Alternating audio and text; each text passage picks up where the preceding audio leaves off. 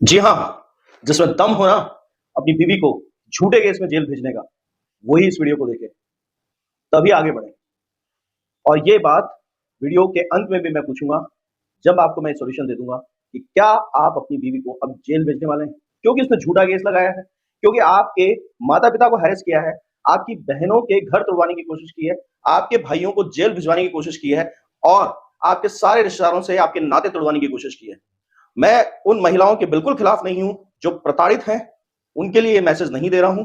इसलिए कोई भी यहां पर पुरुष ये ना समझे कि मैं महिलाओं के खिलाफ बयान देने जा रहा हूं। नहीं, मैं सिर्फ झूठे इंसान की बात कर रहा हूं। वो महिला भी हो सकती है और पुरुष भी हो सकता है। फिलहाल यह महिलाएं गलत काम कर रही हैं, आजकल मिसयूज कर रही हैं लॉ का। इसलिए उन झूठी महिलाओं की नहीं, झूठी महिलाओं की हम बात करेंगे, पर दम रखिएगा। नमस्कार, मैं हूं राहुल जैफ, लीगल चैनल में आपका स्वागत करता हूं। जोश के साथ इस बात को समझ लीजिए, अगर आपकी बीवी ने किसी भी तरह से आपको झूठे केस में फंसाने की कोशिश की है, तो आप इस वक्त इस वीडियो को भी देखते वक्त गलत केस लड़ रहे हैं, गलत तरीके से लड़ रहे हैं। आपको पता ही नहीं है केस क्या करना है और लड़ना क्या है। आप सिर्फ पूंछ पकड़ के चल रहे हैं उस केस की जो आपकी बीवी ने किया है, और इसी का फायदा वो आपके केस में उठा रही है।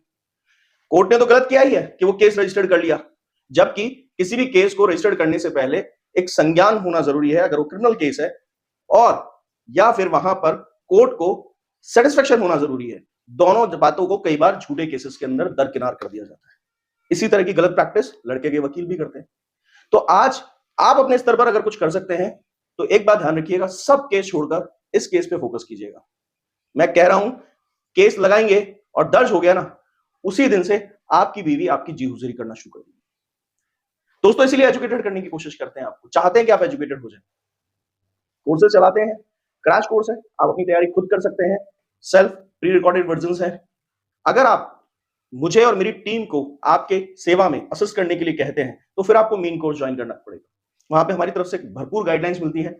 आपके केस को दिमाग में रख के स्ट्रैटेजिकली हम इंडिविजुअली इस कोर्स को डिजाइन करते हैं, सिचुएशन बेस्ड। मैं और मेरी टीम रेगुलर आपको असिस्ट करती है।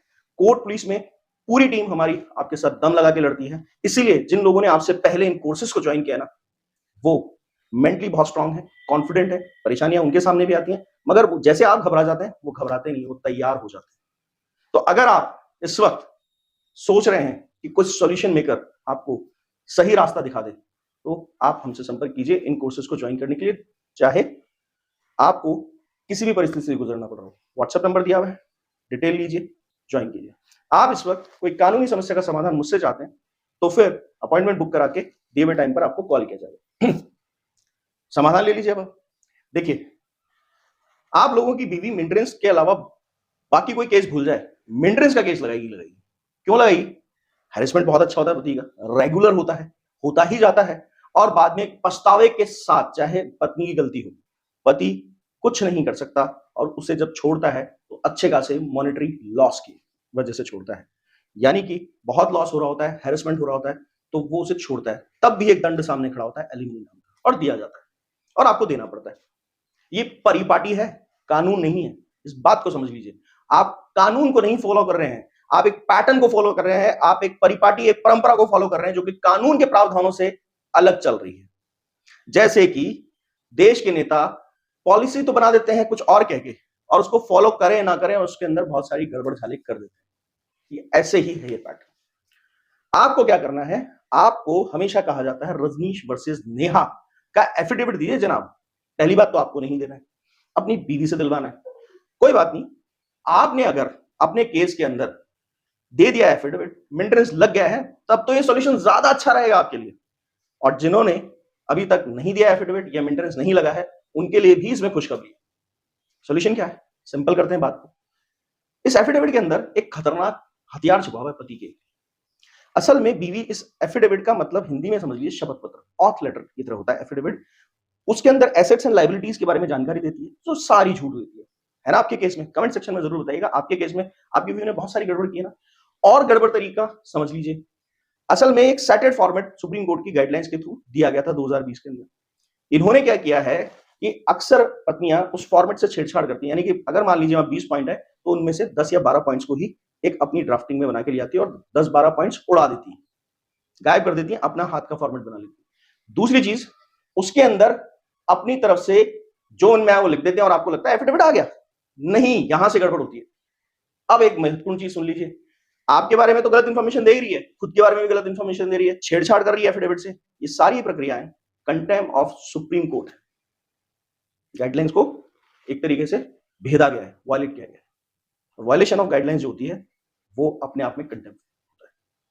अब आपको क्या करना है, सबसे पहले तो आपको लोअर कोर्ट के अंदर अपनी बीवी के ऊपर 340 सीआरपीसी, फ्रॉजरी, बोगस केस, ये सब चीजें लगानी है, क्योंकि आपके सामने झूठ का पुलिंदा है प्राइमा फेसी, प्रथम दृष्टया। यानी कि जो चीज पहली बार में ही साबित दिखती हो कि क्राइम हुआ है और हुआ है। अगर आपके पास सबूत है कि जो गलत इंफॉर्मेशन आपकी बीवी दे रही है कोर्ट के अंदर, उसके खिलाफ सबूत है, तो इससे मजेदार बात कुछ हो ही नहीं सकती। और नहीं है तो जो छेड़छाड़ उसने एफिडेविट के साथ की, या कुछ गलत इंफॉर्मेशन जो देनी चाहिए थी वो नहीं दी, या आपकी इंफॉर्मेशन गलत दे रही है। आप 2 लाख रुपए सालाना कमाते हैं, वो कह रही है महीने का 2 लाख रुपए या 1 लाख रुपए कमाते हो, कुछ भी बड़ा चढ़ाकर आपके बारे में भी लिख दिया, आपके मकान है, बहुत सारी खेती की जमीनें हैं, तो आप एफिडेविट के साथ ये बातें लिख के दे सकते हैं कोर्ट के अंदर, वो प्रमाण माना जाएगा। ये सबूत है, दिखा दीजिए कि मेरे नाम कोई प्रॉपर्टी है ही नहीं, मैं जांच चाहता हूं। अक्सर इन केसेस के अंदर पहले एक परिपाटी थी, कानून नहीं था, ध्यान दीजिएगा।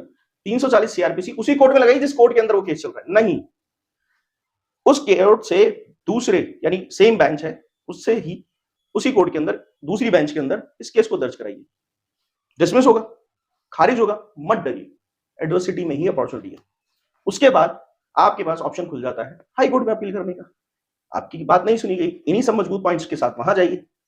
हाई कोर्ट्स अक्सर इस केस को डिनाई नहीं करते, क्योंकि वहां एक वर्ड आपको हमेशा शुरू से ही, लोअर कोर्ट में भी जब आप 340 सीआरपीसी की एप्लीकेशन लगाएंगे तो आपको ये कहना है कि कंटेम्प्ट ऑफ कोर्ट हुआ है, किसका, सुप्रीम कोर्ट का। अब हाई कोर्ट आ गए, हाई कोर्ट में अक्सर इसका फायदा मिला है, देखने में आता है।